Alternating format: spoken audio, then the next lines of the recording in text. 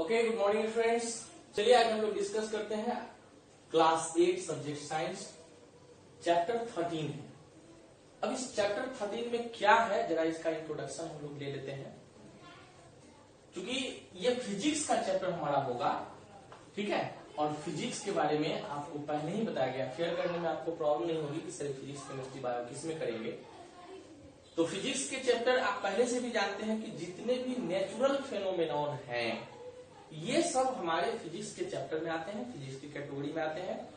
उसको हम कैसे नेचुरल कुछ एक्टिविटी है उसको सिर्फ फील करना होता है। और फिजिक्स की एक अलग लैंग्वेज माना जाए तो भी कहना गलत नहीं होगा। फिजिक्स अपनी तरफ से चलता है, इसमें आप कहीं भी एक्सेप्शन कम देखिएगा। अब ये टॉपिक एक्चुअली में कौन सा है, पिछला चैप्टर जो हम लोगों ने फिजिक्स को देखा था उसमें था फोर्स एंड प्रेशर, ठीक है। दो चैप्टर फिजिक्स का हम लोग पढ़े हैं, फोर्स एंड प्रेशर और फ्रिक्शन। इसको हम लोग कुछ नहीं कर सकते, और ये चीज अगर ना हो तो ह्यूमन बीइंग्स का सरवाइव करना भी मुश्किल है।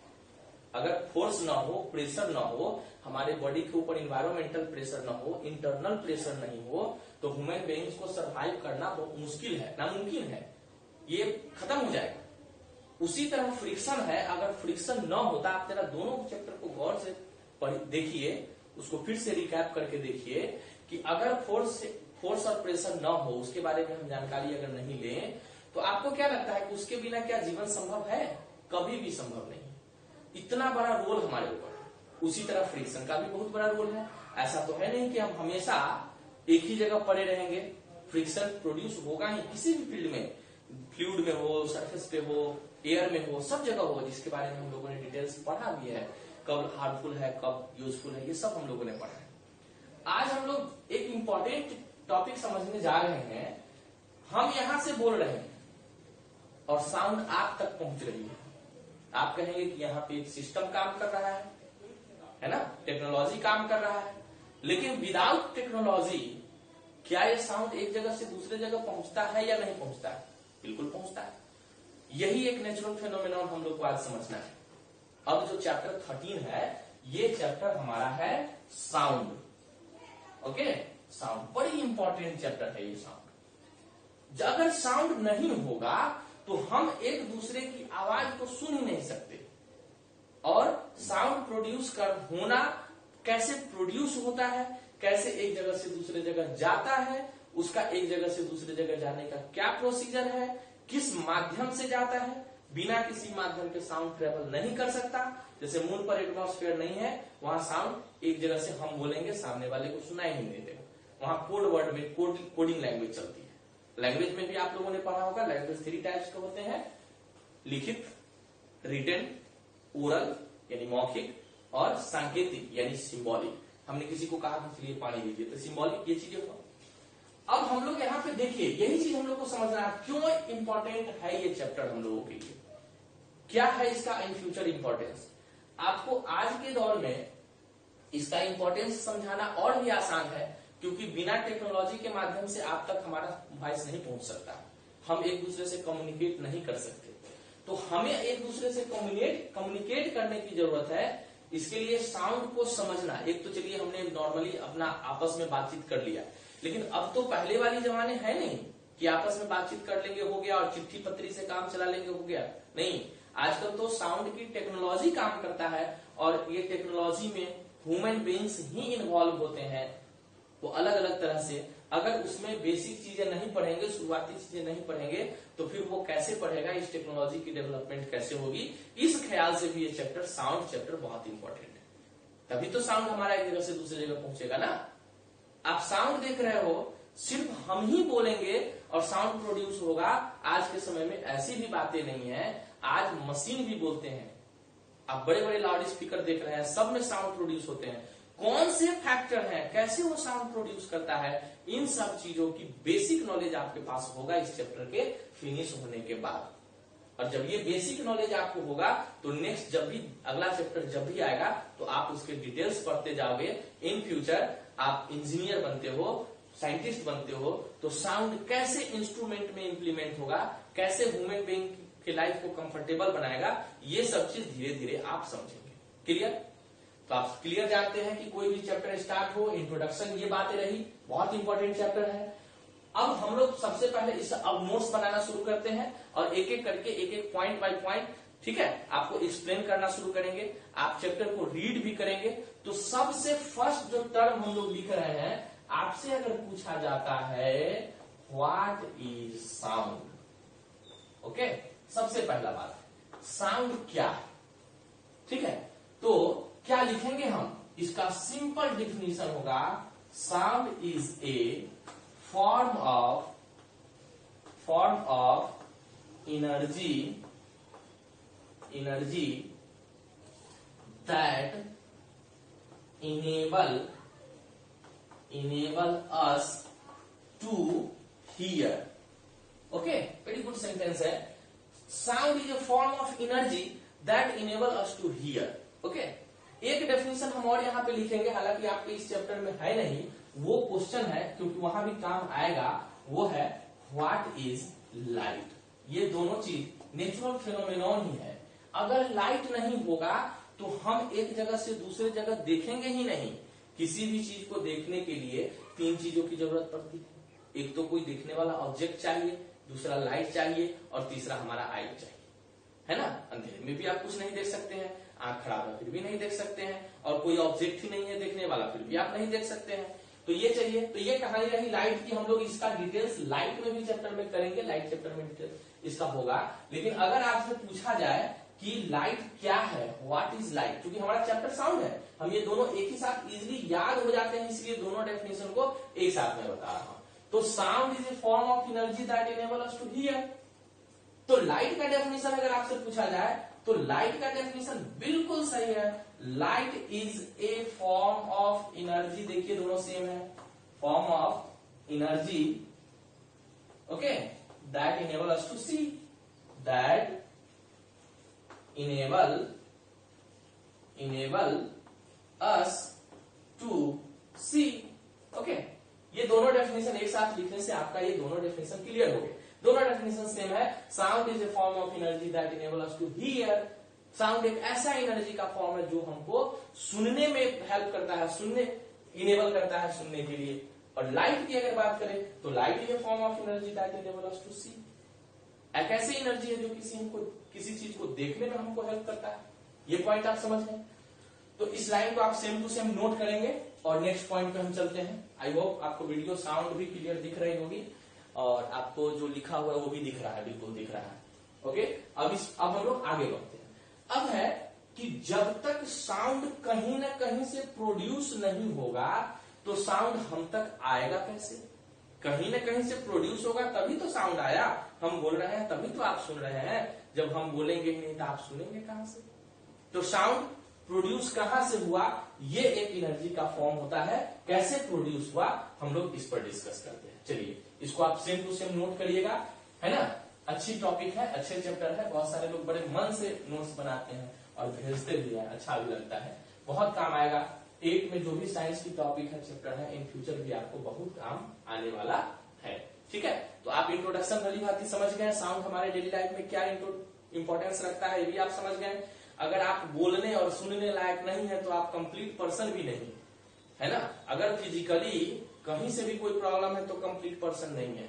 तो साउंड इतनी बड़ी चीज है कि हमारे डेली लाइफ में इंस्ट्रूमेंट के माध्यम से हम सुनने बोलने लायक भी बनते हैं। तो इसलिए भी एज ए जॉब के ख्याल से भी, ऑक्यूपेशन के ख्याल से भी, करियर के ख्याल से भी साउंड बहुत इंपॉर्टेंस रखता है अपने आप में, है ना। तो आप लोग भविष्य में इन सब फील्ड में काम करोगे तो साइंस में साउंड को समझना बहुत जरूरी है। वैसे हर चैप्टर आपके बेसिक इंपॉर्टेंस के लिए बना हुआ है। एक चीज और आप समझ लीजिए कि कोई भी चीजें जब आपको हम पढ़ा रहे हैं, हम नहीं पढ़ा रहे हैं, कहिए क्यों। इसलिए नहीं पढ़ा रहे हैं कि अगर आपसे पूछा जाए कि आपके मोबाइल में टावर है, बोलते ना लोग टावर खत्म हो गया, आपके मोबाइल में टावर है नहीं ना। टावर कहाँ है, आपके आसपास में है, 1-2 किलोमीटर के रेंज में टावर है, मोबाइल में नहीं है। लेकिन मोबाइल में नेटवर्क है, टावर काम कर रहा है, नेटवर्क है वहां। उसी तरह हम लोग जो आपको पढ़ाते हैं उसकी जिस तरीके से उस मोबाइल में नेटवर्क की सेंटर कहीं और है, सिर्फ वो ऑपरेट कर रहा है, इसी तरह ये जितने भी टॉपिक, जितने भी वर्ड, जितने भी चैप्टर, जितने भी बुक्स आपके स्कूल में सीबीएसई हो, कोई भी स्टेट बोर्ड हो, आईसीएसई बोर्ड हो, कोई भी बोर्ड हो, जो भी बुक्स इंप्लीमेंट किए जाते हैं वो एनसीईआरटी इंप्लीमेंट करता है। और एनसीईआरटी इतना सोच विचार करके, इतने छोटे लोग नहीं होते हैं, काफी बड़े बड़े लोग वहां बैठे होते हैं, क्यों हम आपको पढ़ा रहे हैं ये चैप्टर, क्या आपके डेली लाइफ में यूज है, क्या इंपॉर्टेंस है, ये सब काफी सोच समझ के तब बच्चों के बीच दिया जाता है। काफी रिसर्च होते हैं इस पे, है ना। NCERT, NCERT, national council of educational research and training, नाम इसका यही है। और फिर इसमें एससीईआरटी भी इन्वॉल्व होते हैं। तो आप समझ सकते हैं कि इतने बड़े state council of educational research and training, तो इतने बड़े बड़े लोग इन्वॉल्व होते हैं, तब जाके आपका सिलेबस बनता है। तो समझ सकते हैं कि चैप्टर का इंपॉर्टेंस कितना बड़ा है। और आज मोबाइल फोन हो गया, टेलीविजन हो गया, रिकॉर्डर हो गया, माइक हो गया, ये सब साउंड का ही फॉर्म चेंज करता है, उसकी एनर्जी के फॉर्म को चेंज करता है। सिर्फ हम लोगों के साउंड एनर्जी को फॉर्म को चेंज किया, आपने मेमोरी लगाया, मोबाइल में बजाइए धीरे बजेगा, वही बड़े लाउड स्पीकर में बजाइए सिर्फ वो बहुत तेजी में बजेगा, छोटे में लगाइए छोटे से बजेगा, बड़े में लगाइए बड़े से बजेगा। लेकिन सिर्फ क्या करता है, वो एनर्जी के फॉर्म को चेंज करता है और कुछ नहीं करता है। और वो किस सिस्टम से करता है वो धीरे धीरे आगे आप पढ़ेंगे। तो अब है कि साउंड प्रोड्यूस होता कैसे, ठीक है। Sound is produced by A vibrating body. पहली बात हम लिख सकते हैं, sound is produced by a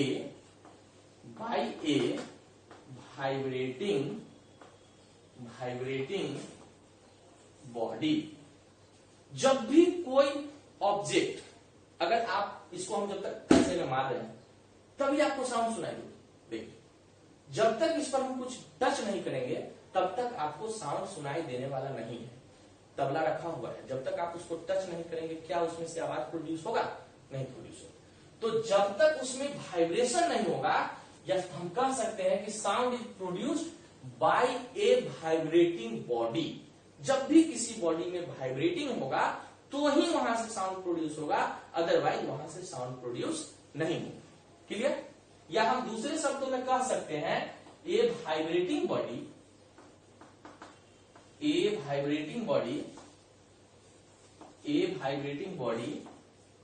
produced sound, है ना। हम ये भी कह सकते हैं, ठीक है। 2 = 4 तो 4 = 2 बिल्कुल हो सकता है। Sound is produced by A vibrating body कहिए या ए वाइब्रेटिंग बॉडी प्रोड्यूस साउंड कहिए, ये दोनों बातें चलेगा, ठीक है ना। तो अब कुछ एक्टिविटी हम लोग देखते हैं कैसे वाइब्रेटिंग बॉडी से ये साउंड प्रोड्यूस हो सकता है। पहला पॉइंट, आप एक एल्युमिनियम का या किसी भी, ये क्या बोलते हैं इसको, पत्थर वगैरह बोलते हैं, ये बेड वगैरह में ठोके जाते हैं मजबूती के लिए, या कोई भी लोहे का पतला सा लीफ लेकर के उसको आप ऐसे पकड़ के इसको हिलाओ। आप क्या देखोगे, जैसे ही पकड़ के आपने इधर से पकड़ा है ना, यहां तक लाया, आप इसको यहां तक लाए और इसको छोड़ दिए। अब आप जैसे ही इसको छोड़ेंगे तो इसकी मूवमेंट कहां तक होगी, ये नीचे ऊपर आना शुरू हो जाएगा। और जब नीचे ऊपर आना शुरू होगा, अब यहां से वाइब्रेशन शुरू होगा। ये सब लोग जानते होंगे, बिल्कुल जानते हैं, इस तरह का एक्टिविटी आप लोग देखे होंगे। दूसरी बात एक और समझ लीजिए कि यहाँ पे जैसे एक दीवार में आप एक नेल्स लगाए हुए हैं, ऐसा होता है ना घर में, वो मॉस्किटो नेट लगाने के लिए लगाते हैं, इसको कहीं फंसा दीजिए और यहां से एक आप रबर इसमें फंसा दीजिए। जो रबर हम लोग एग्जामिनेशन में, बुक में जो कॉपी में एग्जामिनेशन कॉपी को बाइंडिंग करते हैं, वहां पे एक रबर आपने लगाया और आपका फिंगर यहाँ पे है, आपका फिंगर यहाँ पे है। अब इसको आप खींच करके बीच से पकड़ के छोड़ दीजिए, बीच से पकड़ के यहाँ लाइए और छोड़ दीजिए। तो यहाँ ला के जब छोड़ेंगे तो पता चलेगा कि ये रबर नीचे की ओर इतना आया, ऊपर की ओर इतना गया और एकदम गन गन गन गन की आवाज आना शुरू हो गई, है ना। क्यों ऐसा हुआ? क्योंकि वहां पे वाइब्रेशन हुआ और वाइब्रेशन हुआ तो साउंड प्रोड्यूस होना शुरू हो गया, ठीक है। स्कूल में जब भी आप आएंगे तो इसको तो लैब में भी प्रैक्टिकली दिखाया भी जाता है।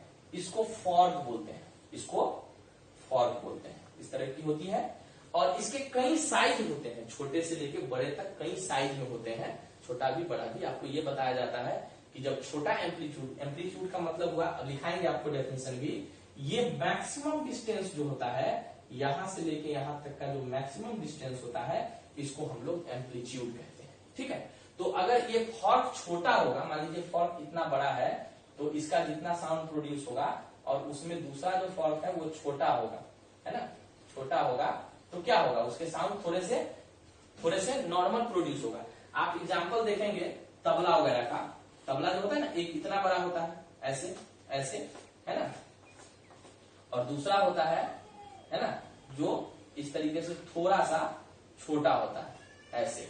तो आप इसको देखोगे तो यहाँ पे साउंड ज्यादा प्रोड्यूस होता है, धम-धम की आवाज से प्रोड्यूस होता है ना, धम-धम की तरह प्रोड्यूस होता है। लेकिन यहाँ पे जब आप आवाज करोगे तो टन-टन की तरह प्रोड्यूस होगा। क्यों ऐसा होता है, हर पॉइंट को हम लोग एक एक करके डिस्कस करेंगे। इसके जो ये आप यहाँ से लेके यहाँ तक डिस्टेंस देखेंगे, ये बड़ा होता है और इसका डिस्टेंस छोटा होता है। तो हम कह सकते हैं कि यहाँ से एम्पलीट्यूड बड़ा होने के कारण हमारा साउंड जो है इसी को एम्पलीट्यूड कहते हैं, एम्पलीट्यूड। ओके, अगर एम्पलीट्यूड की ऐसा यूनिट देखा जाए तो क्या होगा, मीटर होगा, क्योंकि तो डिस्टेंस ट्रेवल कर रहा है, डिस्टेंस मेंटेन करेगा तो इसका मीटर होगा। ठीक है, तो इस पर फिर हम लोग ये साउंड इस तरीके से साउंड प्रोड्यूस होते हैं। अब हम लोग दूसरा पॉइंट हम लोग देखते हैं कि आखिर ह्यूमन बीइंग्स साउंड कैसे प्रोड्यूस करते हैं। ठीक है, या ये लॉन्ग वीडियो हो जाएगी, इसलिए हम लोग नेक्स्ट वीडियो में देखेंगे कि ह्यूमन बीइंग साउंड प्रोड्यूस कैसे करते हैं, कैसे हम तक पहुंचता है, इसको हम लोग समझेंगे। इस वीडियो में इतना ही रहने दीजिए, इसको आप सेम टू सेम नोट करिए, समझिए। ठीक है, okay, good bye, take care.